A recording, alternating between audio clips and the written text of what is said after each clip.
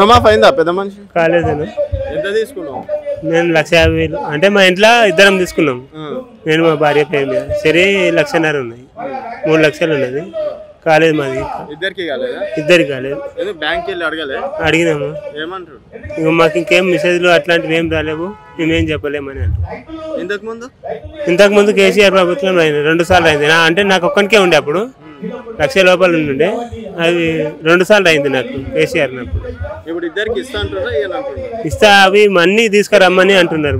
మళ్ళీ ration card, మళ్ళా ఇది Aadhaar card, bank book, passbook అవన్నీ తీసుకుపోయి అగ్రికల్చర్ మేడంకి ఇవ్వాలంట. ఇస్తే చేస్తామని అంటున్నారు, కానీ అవి ఎంతవరకు కరెక్ట్ అనేది తెలియదు. మా ఊరు అంటే ఒక 5 మెంబర్స్ 20 మెంబర్స్గా అయింది అంతే. మొత్తం ఇంకా 50 మెంబర్స్ ఉంటారు ఇంకా టోటల్. కాలే ఇంట్లో ఇద్దరు నెలలు అయితే ఎవరికి కాలేదు, ఓన్లీ సింగిల్గా 1 lakh లోపల నెల కాడికి అయింది అంతే. 2 లక్షల వరకు ఏం కాలేదు, ఇంకెవరికి కాలేదు. మాట తప్పిండ్రు, ఇక మాట మీద ఏం లేదు. ఒకరికి అయ్యేది ఒకటి కాలేదు. అందరికి చేస్తే మంచిది, ఇంట్లో ఒకరికైనా చేయాలి. అందరికి చేయలేరు. ఏమో రేషన్ కార్డు అంటారు, పాన్ కార్డు అంటారు, ఐటీ అంటారు, ఇవన్నీ రకరకాలు చెప్తారు. ఊర్లో 40% అయింది, 60% కాలేదు.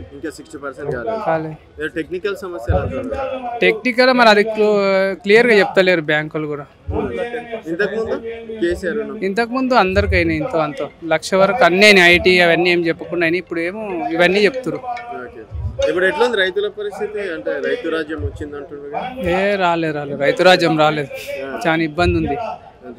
కరెంట్ విషయంలో కరెంట్ అంటే అట్లే పర్లేదు, కరెంట్ పర్లేదు, కానీ ఈ దాంట్లో అయితే చాలా ఇబ్బంది ఉంది. ఇప్పుడు అది రైతు భరోసా కూడా రాలేదు, జూన్ జూలైలో వస్తుంది, ఇప్పటి వరకు రాలేదు.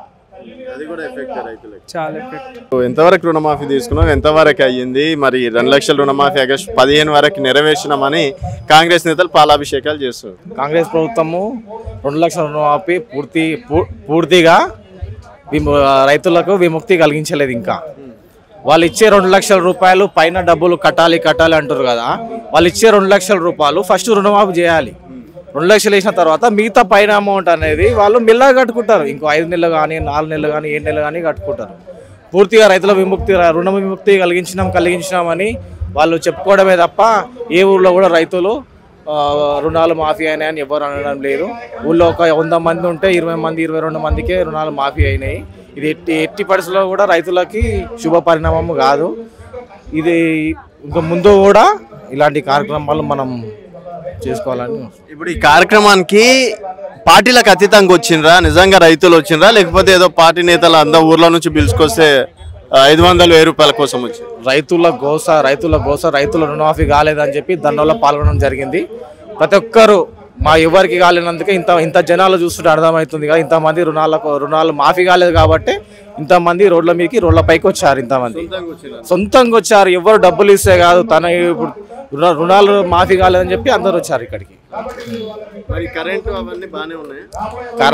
అవన్నీ ఇప్పటికైతే బాగానే ఉన్నాయి. కాదు వ్యక్తిగతంగా పార్టీల మీద దూషించడం కాదు, కానీ కరెంటు బాగానే ఉంది. రుణాలు మాఫీ కాకపోవడమే ఈ రోడ్ల పైకి రావడం, రైతులు అన్ని పనులను విడిచిపెట్టుకొని రైతులు రోడ్ల మీదకి వచ్చారు.